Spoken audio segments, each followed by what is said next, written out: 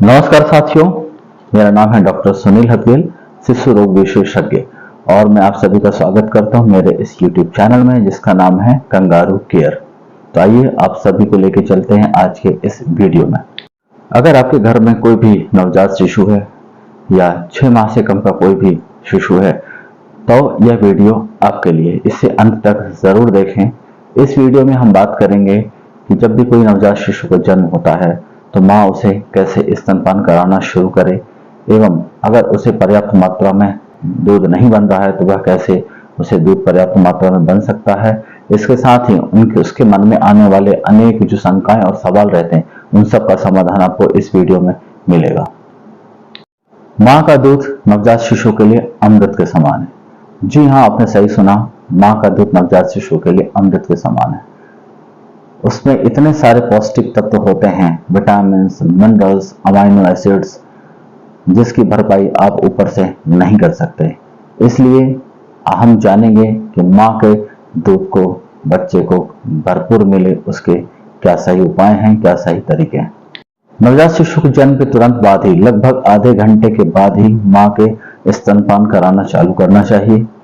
यदि बच्चे का जन्म ऑपरेशन या सिजेरियन सेक्शन के द्वारा हुआ है तो कोशिश करनी चाहिए कि जो नवजात शिशु है उसको स्तनपान 2 घंटे के भीतर में शुरू कराया जा सके।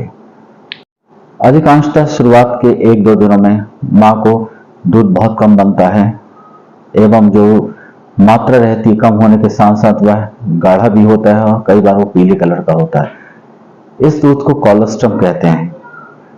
कुछ पुरानी भ्रांतियां हैं जिसमें यह दूध बच्चे को पिलाया नहीं जाता, इसे फेंक दिया जाता है, जो कि पूर्णतः वर्जित है। बच्चे को, नवजात शिशु को माँ का यह गाढ़ा पीला दूध, जिसको कोलोस्ट्रम कहते हैं, मिलना बहुत आवश्यक है। भले ही शुरू में 2-3 बूंद ही आती हैं, लेकिन यह बच्चे के लिए अमृत के समान है। इसे बच्चे को पिलाना ही चाहिए। याद रखें, यह जो दूध कोलोस्ट्रम पिलाया जाता है बच्चे का, यह पहला टीका कहलाता है। पहला टीका मतलब आप इससे समझिए कि जब हम किसी एक टीके को लगाते हैं, जैसे पोलियो हुआ या कोई अन्य टीके हुए, वह एक बीमारी से बचाता है, लेकिन यह जो कोलोस्ट्रम है यह बच्चे को जिंदगी भर उसकी इम्यूनिटी को बढ़ा के रखता है और कई बीमारियों से लड़ने की क्षमता प्रदान करता है। इसलिए यह दूध को किसी भी तरीके से बच्चे को मिलना ही चाहिए। अधिकांश माताओं को दूसरे-तीसरे दिन से पर्याप्त मात्रा में दूध बनने लगता है, जो कि बच्चे के लिए पर्याप्त मात्रा में होता है। अगर दूध आपको पर्याप्त मात्रा में आने लग रहा है तब तो किसी भी तरह की चिंता की बात ही नहीं। अब आपको ये चाहिए कि आपको बच्चे को सही तरीके से दूध उसको पिलाएं। लेकिन अगर दूध आने में, पर्याप्त मात्रा मिलने में कुछ समय लग रहा है या दूध नहीं आ पा रहा है तो हमें क्या उपाय करने चाहिए ताकि माँ को पर्याप्त मात्रा में दूध मिले, हम इस पर थोड़ी सी चर्चा करेंगे। इसमें सबसे पहली इंपॉर्टेंट चीज है कि माँ जो है वो अपने नवजात शिशु को जितनी देर तक हो सके अपने सामने, अपने नजदीक रखें। देखिए, जैसे ही बेबी डिलीवर होता है वैसे ही एक कुदरती तौर पे ही कुछ ऐसे हार्मोन्स माँ के अंदर बनते हैं, कुछ ऐसे केमिकल्स बनते हैं जिससे अपने आप दूध बनना चालू हो जाता है। और बच्चा जब माँ के स्तन से लगाया जाता है, बच्चा जब माँ के स्तन को खींचता है तो वह दूध जो है वो निकलता है और बच्चे को उसको पोषण मिलता है। तो इसके लिए जरूरी है कि माँ और बच्चा जो है ज्यादा देर तक साथ में रहे। माँ जब उसकी आवाज सुनती है, नवजात शिशु की, उसको देखती है, उसको टच करती है, तो अपने आप में इमोशंस डेवलप होते हैं, इमोशंस बनते हैं और माँ को पर्याप्त मात्रा में दूध आने लगता है, दूध धीरे धीरे बढ़ने लगता है। इसके अलावा कुछ चीजें और ध्यान रखने वाली बात है, जैसे माँ को अपने खान पीने का भी ध्यान रखना चाहिए। देखिए, दूध में पानी की मात्रा होती है, इसलिए माँ को चाहिए कि वह पानी ज्यादा से ज्यादा पिए। दूध हो सके तो वह दूध भी पिए, प्रोटीन वाली चीजें लें। इसके अलावा दलिया भी ले सकती हैं, फल भी ले सकते हैं। तीसरी महत्वपूर्ण बात है कि माँ जब बच्चे को दूध पिला रही होती है उस समय उसको बिल्कुल कंफर्टेबल पोजीशन में खुद को अपने बैठना चाहिए। सबसे अच्छी पोजीशन होती है कि माँ किसी पीठ में पीछे की तरफ कोई सहारा लेके बैठे, 2-3 तकिया लगा ले और बिल्कुल अच्छे से अपनी पोजीशन लेके बैठे ताकि उसको थकान महसूस ना हो। अगर वह लेट के पिलाना चाहती है तो वैसा भी कर सकती हैं, लेकिन इस बार एक जरूरी चीज है कि जो बच्चे का सिर है वह थोड़ा सा नीचे की तरफ रहे। वह चाहे तो अपनी बाह के ऊपर अपने बच्चे के सिर को रख सकती हैं, उसके बाद स्तनपान करा सकती हैं। स्तनपान कराते समय बच्चे को सही तरीके से कैसे पकड़ना चाहिए। उसकी पोजीशन क्या होनी चाहिए, माँ की क्या पोजीशन होनी चाहिए, उसका भी एक साइंटिफिक तरीका है। जिसमें सबसे इंपॉर्टेंट चीज है कि जो बच्चा है, जो माँ है, दोनों को एकदम स्किन टू स्किन कांटेक्ट में होना चाहिए, त्वचा से त्वचा का संपर्क होना चाहिए। बच्चे की जो छाती है माँ की छाती से सटी हुई रहनी चाहिए। बच्चे का मुंह जो है वह माँ की छाती की तरफ होना चाहिए। स्वस्थ बच्चा जो रहता है वह माँ के ब्रेस्ट को अच्छी तरह से पकड़ के रखता है। उसके निप्पल के साथ साथ निप्पल के चारों तरफ जो एरियोला, जो काला भाग रहता है, वह भी बच्चा जो है दूध पीते समय अपने मुंह के अंदर रखता है। जब वह ऐसा करता है उस समय उसका जो होठ का नीचे वाला भाग रहता है, नीचे वाला होठ रहता है, वह पीछे की तरफ मुड़ा रहता है। अगर आप अपने बच्चे नवजात शिशु में ये चीज देख पा रहे हैं, इसका मतलब ये है कि बच्चा जो है बहुत अच्छे से आपके ब्रेस्ट को या निप्पल को पकड़ पा रहा है, और जब वह इस तरह से पकड़ता है तो जाहिर है वो अच्छे से दूध को खींच सकता है। जब आप बच्चे को पकड़ें तो इस बात का ध्यान रखें उसके गर्दन और पीठ को जो है वह एक ही लाइन में सहारा देके पकड़ें। जैसे देखिए ये आपका मान लीजिए नवजात शिशु है, इसको मैंने किस तरह से पकड़ा हुआ है, जो मेरा हाथ है पीछे इसके बिल्कुल सिर को सहारा देते हुए यह बैक तक मैंने उसके जो है नीचे पूरी रीढ़ की हड्डी को अच्छे से संभाला हुआ है। और बच्चे का जो मुंह है, जो बच्चे का जो मुंह है आप देखिए यह बिल्कुल मेरी छाती की तरफ है, और इसकी जो स्किन है, चेस्ट है, वह मेरे बिल्कुल छाती के सामने है। तो हम बच्चे को इस तरह से होल्ड करते हैं, और जब माँ बच्चे को दूध पिला रही होती है तो कई बार होता है कि वह इधर उधर देख रही होती है, मोबाइल चला रही होती है, कुछ अन्य काम में बिजी रहती है, किसी से बात कर रही होती, तो वह यह ना करे, वह कोशिश करे कि बच्चे को बिल्कुल उसकी तरफ देखे। जितना वो अपने बच्चे को देखती है और सहलाती है उतना ज्यादा माँ के अंदर उसके लिए, बच्चे के लिए इमोशंस बनते हैं। दूध पिलाने के बाद लगभग 15 से 20 मिनट के बाद हमारे लिए यह जरूरी है कि हम बच्चे को डकार दिलाएं, बर्पिंग कराएं। यह अति आवश्यक है क्योंकि दूध पीते पीते कई बार बच्चे जो है कुछ हवा एयर अंदर ले लेते हैं, जिसकी वजह से वह कई बार उल्टी कर देते हैं या उसके पेट में थोड़ी बहुत तकलीफ हो सकती है।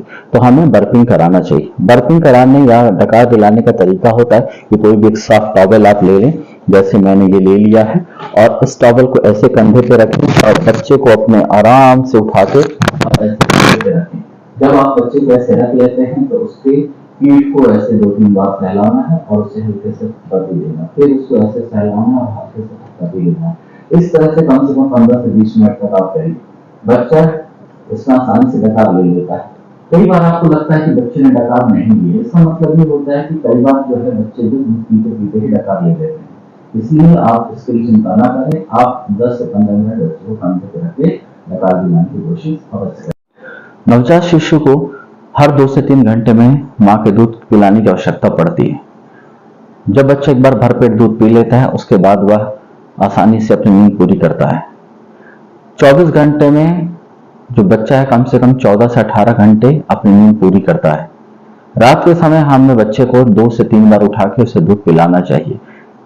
अगर बच्चा नहीं उठ रहा है या गहरी नींद में तो है, अगर तो हमें उसे उठाने के लिए उसके पैर को हाथों से हल्के से गुदगुदी करना चाहिए या सहलाना चाहिए, या हल्के हाथों से ऐसे अगर आप उसे उंगली से उसको पीछे फ्लिक करते हैं तो भी बच्चे उठ जाते हैं। और उठाने के बाद हमें फिर से स्तनपान बच्चे को कराना चाहिए।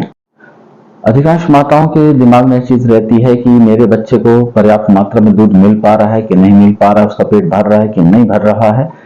इन सब चीजों को जानने के लिए कुछ तरीके हैं, जैसे कि बच्चा जब पेट भर जाता है तभी बच्चा जो है अच्छे से 2 से 3 घंटे की नींद लेता है। अगर दूध पीने के बाद बच्चा आपका अच्छे से सो रहा है, 24 घंटे में 6 से 8 बार अगर पेशाब कर रहा है, इसका मतलब यह है कि बच्चे को पर्याप्त मात्रा में मां का दूध मिल रहा है। इसके साथ ही वजन भी एक तरीका है बच्चे को ये जानने का कि उसका वजन बढ़ रहा है, तो मतलब बच्चे को पर्याप्त मात्रा में दूध मिल रहा है।